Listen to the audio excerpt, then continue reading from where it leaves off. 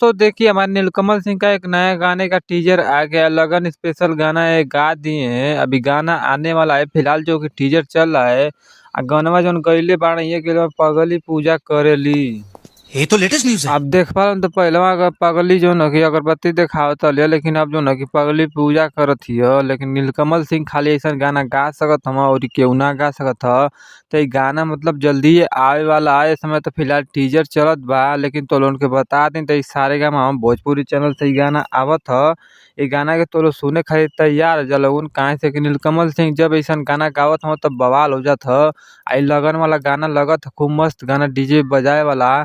त काहे ना इ गाना के मतलब सुन लिहल जा। तब एकरी खातिर त मतलब गाना का वेट करे के पड़ी, लेकिन तो उनके बता दें गाना बहुत मजेदार होखे वाला। वीडियो में जौन जौन दिखावल जाता खूब अच्छा दिखावल जाता। वीडियो बहुत अच्छा लागत है कि देखे में शूटिंग दिहल गईल ह। ना तो भाई लोग ने कहब कि जाके ये गाना जब आई तो लोग सुन लिया लोगन, लेकिन फिलहाल जब टीजर आ गईल बा त टीजर के सुन ला लोगन। लेकिन हम अगला वीडियो में मिलत ही जब ये गाना आ जाई त।